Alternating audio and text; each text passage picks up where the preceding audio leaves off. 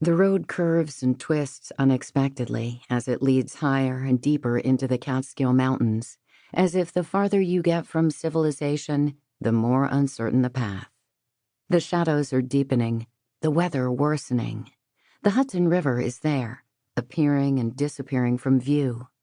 The forest that rises on either side of the road has a lurking quality, as if it might swallow you whole. It is the forest of fairy tales. The softly falling snow, however, lends it all a certain postcard charm. Gwen Delaney grips the steering wheel tightly and squints through the windshield. She's more one for grim fairy tales than picture postcards. The light is going. It will soon be dark. The snow coming down makes driving more difficult, more tiring. The flakes hit the glass in such profusion that she feels as though she's stuck in some kind of relentless video game. And the road is definitely becoming more slippery. She's grateful that she has good tires on her little Fiat. Everything is turning into a white blur. It's hard to tell where the road ends and the ditch begins. She'll be glad when they get there. She's beginning to wish they'd chosen an inn a little less remote. This one is miles from anywhere. Riley Shooter is silent in the passenger seat beside her, a ball of quiet tension. It's impossible not to pick up on it. Just being with her in the small car puts Gwen on edge. She hopes she hasn't made a mistake bringing her up here. The whole point of this little escape, Gwen thinks, is to get Riley to relax a little, to take her mind off things. Gwen bites her lip and stares hard at the road ahead. She's a city girl, born and bred. She's not used to country driving. It gets so dark up here. She's becoming anxious now. The drive has taken longer than planned.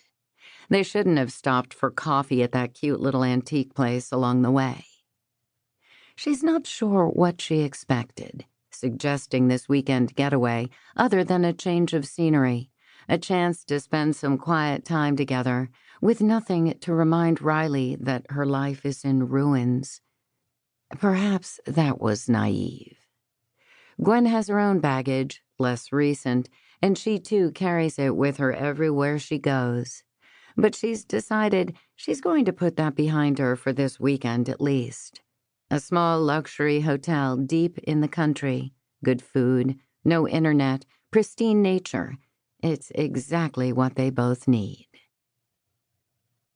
Riley watches nervously out of the car window, peering into the shadowy woods, trying not to imagine someone jumping in front of their car at any second, waving them down.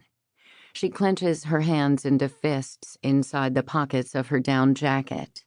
She reminds herself that she's not in Afghanistan anymore. She's home, safe, in New York State. Nothing bad can happen to her here. Her career has changed her. Seeing what she has seen, Riley is so different that she hardly recognizes herself anymore. She glances furtively at Gwen. They'd been close once. She's not even sure why she agreed to come with her to this faraway country inn. She watches Gwen concentrating fiercely on the winding road up the slippery incline, heading into the mountains. "Are you okay?" she asks suddenly. "Me?" Gwen says. "Yeah, I'm fine. We should be there soon." In journalism school, when they were both at NYU, Gwen had been the steady, pragmatic one. But Riley was ambitious. She wanted to be where it was happening. Gwen had no taste for adventure. She'd always preferred books and quiet.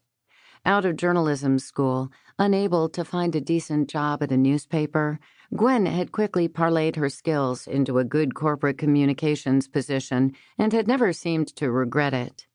But Riley had headed to the war zones, and she'd managed to keep it together for a long time. Why does she do this? Why does she keep thinking about it? She can feel herself starting to come apart. She tries to slow her breathing, the way she's been taught, to stop the images from coming back, from taking over.